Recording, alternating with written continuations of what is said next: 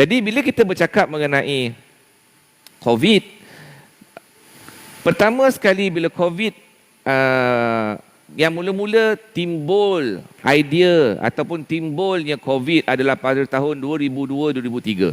Yang mana bermula SARS di China, di Guangzhou. Semua orang tahu, masyarakat China, bukan China di sini, China adalah masyarakat yang semua kat muka bumi ni dimakan. Betul? Semua benda dimakan. Asal boleh makan, dimakan.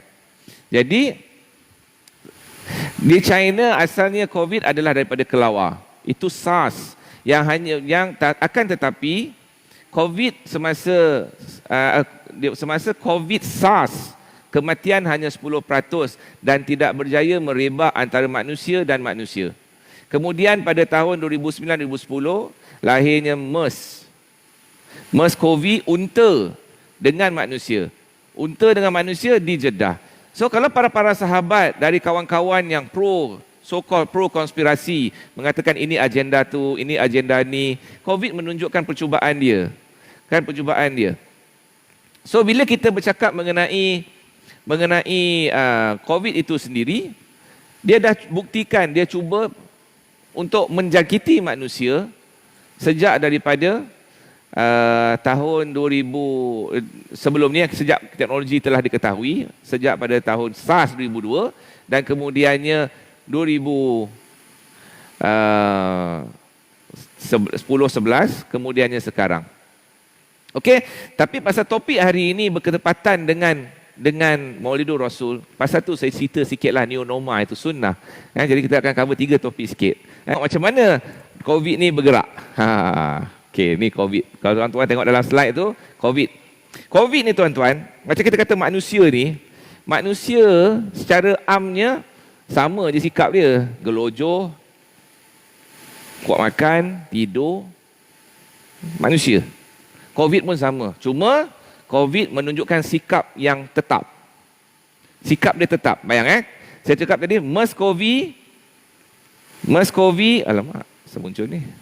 Pada tahun 2012, SARS tahun 2003 dan COVID-19 2019, sikap dia sama. Dia hanya masuk ikut 3 pintu. Hidung, mulut, mata. Dia tak sibuk pun masuk ikut tangan, tak sibuk pun masuk ikut darah, tak sibuk pun masuk ikut air. Dia sama. So manusia berubah sikit. Manusia boleh naik kereta, naik bas, LRT. Ini tak. Dia ikut sama. Sepanjang series dia dikenali, COVID hanya merangkiti manusia dengan 3 jalan.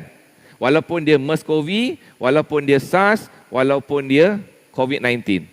So, bila kita tengok SARS sebagai contoh, SARS kematian 10%. Maksudnya kalau dalam bilik ni ada masjid, ni ada 100 orang, 10% akan mati kalau kena COVID. Kalau MERS-CoV ataupun yang unta, yang mana Saudi tak menggalakkan kita melawat ladang unta, walaupun orang Malaysia sibuk suka pergi ladang unta, pasal kita jarang tengok unta, pergi umrah tengok unta. Antara pakej umrah adalah melawat ladang unta kan. So, kematian yang disebabkan oleh MERS-CoV 34%. Maksudnya kalau 100, 30 mati. Itu MERS-CoV. Itu MERS-CoV. Ini tapi 2 ni tak dapat menjangkiti manusia dengan jaya. Haiwan kepada manusia dia berjaya. Pasal coronavirus bukan manusia punya virus. Dia virus yang hanya menjangkiti asalnya haiwan. Kucing, anjing, kelawar.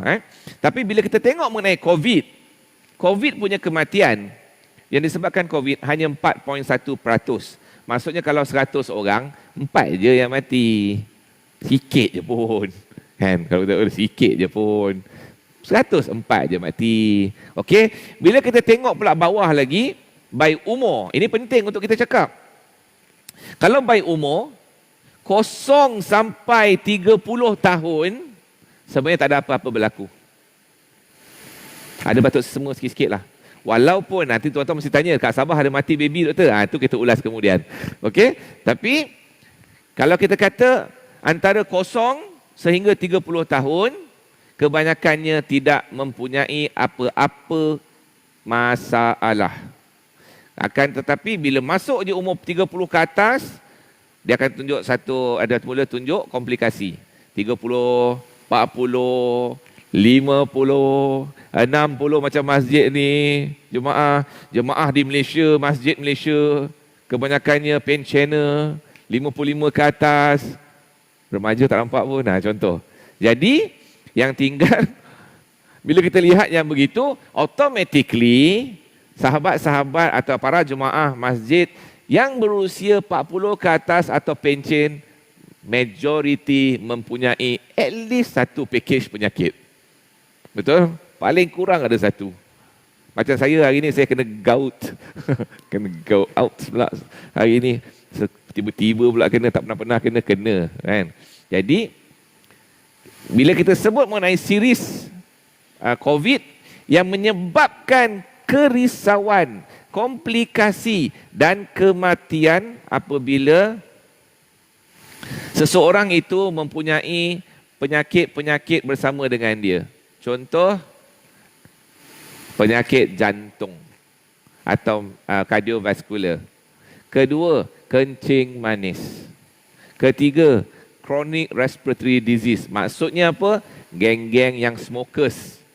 Yang smokers daripada muda sampai ke pencen, lepas tu dah mula mengah, contohnya. So, terdedah juga.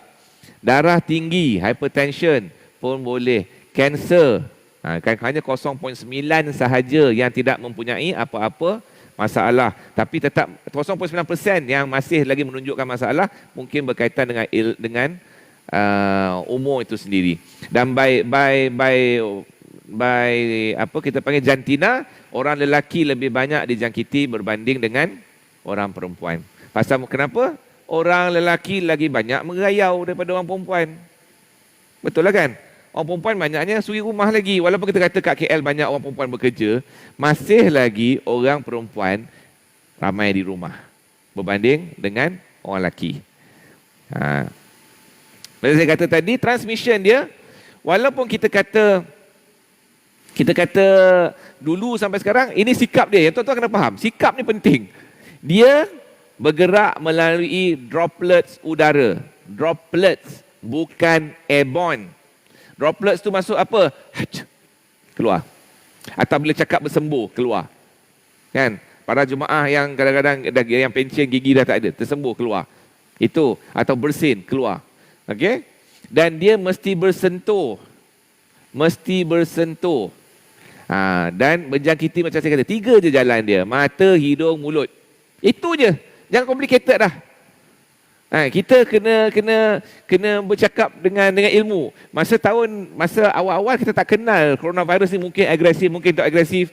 Sekarang ni dah setahun berlalu, coronavirus PL dia sama. Maksudnya betul lah apa yang Allah cakap, semuanya sujud dan ikut cakap dia. Tak ada dia nak extend dia. Dia ikut ni je. Tak ada rasa nak ikut kaki ke, tak ada. Ikut air dalam toilet, tak ada. Ini coronavirus. Dan itu gambar yang masa mula di Wuhan. Dan bila dia dijangkiti, dan favorite coronavirus menjangkiti melalui saluran pernafasan. 3 ni berkait dengan saluran pernafasan. Mata kita ni ada kelenjar bersentuh dengan hidung. Ni, kelenjar air mata ni, dia satu track ni. Masih lagi satu track. So 3 ni. So bila kita kata hidung ni, hidung saluran pernafasan. Tekak ataupun mulut ni masih lagi saluran pernafasan. So favorite dia adalah saluran pernafasan. Dia walaupun kita kata daripada side sini kita ada saluran pernafasan dan saluran pemakanan, dia tetap pergi saluran pernafasan. Dia tahu jalan dia. Tak ada dia orang Negeri Sembilan nak balik ke Kelantan balik Negeri Sembilan. Tak ada. Impossible. Orang nak balik rantau je lah. Tak ada nak pergi pusing dulu ke KL patah balik rantau. Tak ada. So coronavirus sama. Tempat kerja dia paru-paru.